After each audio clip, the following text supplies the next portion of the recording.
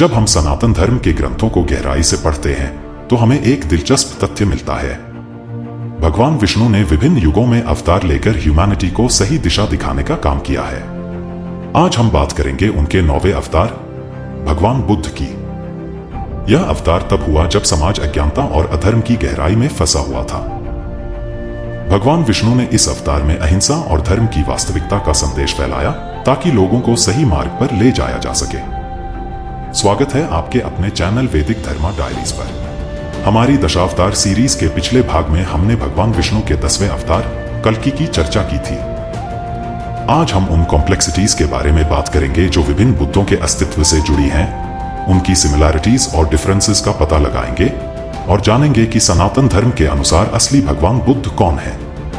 अक्सर लोग भगवान बुद्ध के अवतार को लेकर भ्रमित हो जाते हैं और गौतम बुद्ध को ही भगवान विष्णु का 9वां अवतार मानते हैं। हालांकि सनातन धर्म के शास्त्रों में वर्णित सुगत बुद्ध और ऐतिहासिक गौतम बुद्ध अलग अलग हैं। यह कंफ्यूजन इसलिए बढ़ा क्योंकि दोनों के जीवन में कुछ सिमिलैरिटीज हैं, जैसे अहिंसा और करुणा का संदेश, परंतु इनकी पहचान और पर्पस अलग है।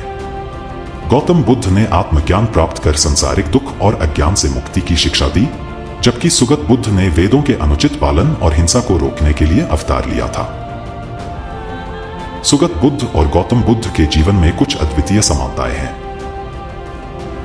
जिनके कारण लोग अक्सर इन्हें एक ही समझने की भूल कर बैठते हैं। सबसे पहली और स्पष्ट समानता है दोनों का नाम बुद्ध होना। यह नाम की समानता लोगों को भ्रमित करती है और वे दोनों को एक ही मान लेते हैं। इसके अलावा दोनों ने अहिंसा और करुणा का संदेश दिया, लेकिन इनके रेफरेंस और पर्पस अलग थे। सुगत बुद्ध ने विशेष रूप से दैत्य और अन्य जीवों को वेदों के अनुचित प्रयोग से दूर करने के लिए अवतार लिया, जबकि गौतम बुद्ध ने संसारिक दुख और अज्ञान से मुक्ति के लिए मार्ग दिखाया। जहां गौतम बुद्ध ने आत्मज्ञान प्राप्त कर बौद्ध धर्म की स्थापना की, सुगत बुद्ध ने वेदों के अनुचित पालन को रोकने के लिए यज्ञों और बलिदानों में हो रही हिंसा को समाप्त किया। यही कारण है कि नाम, अहिंसा और करुणा की समानताएं लोगों को भ्रमित करती हैं, लेकिन दोनों के उद्देश्यों और शिक्षाओं में गहरा अंतर है। सुगत बुद्ध का पर्पस ब्रह्मांडीय संतुलन स्थापित करना था, जबकि गौतम बुद्ध का लक्ष्य मानवता को आध्यात्मिक ज्ञान की ओर ले जाना था। सुगत बुद्ध और गौतम बुद्ध के जीवन में कई महत्वपूर्ण डिफरेंसेस हैं। सुगत बुद्ध का जन्म किक्टा यानी बोधगया, बिहार में हुआ, जबकि गौतम बुद्ध का जन्म लुम्बिनी यानी नेपाल में हुआ था। सुगत बुद्ध की माता अंजना थी, जबकि गौतम बुद्ध की माता माया देवी थी। गौतम बुद्ध का जन्म 563 ईसा पूर्व में हुआ था, जबकि सुगत बुद्ध का अवतार कलियुग की शुरुआत में हुआ था। भगवान विष्णु के 9वें अवतार सुगत बुद्ध की कहानी यह दर्शाती है कि उनका अवतरण केवल अहिंसा का संदेश फैलाने के लिए नहीं, बल्कि धर्म की रक्षा और वेदों के अनुचित प्रयोग से उत्पन्न संकटों को समाप्त करने के लिए हुआ था।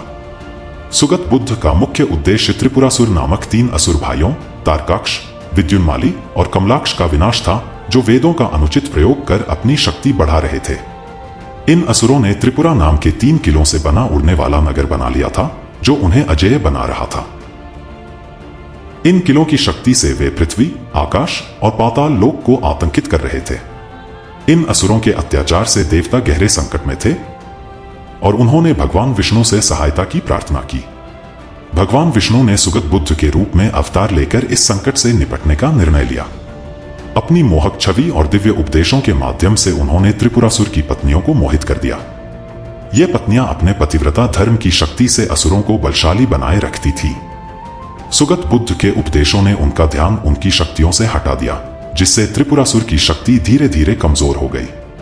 इस अवसर पर भगवान शिव ने त्रिपुरासुर पर आक्रमण किया और उन पर पाशुपतास्त्र का उपयोग कर उनके 3 किलों का नाश किया और उनको पराजित किया।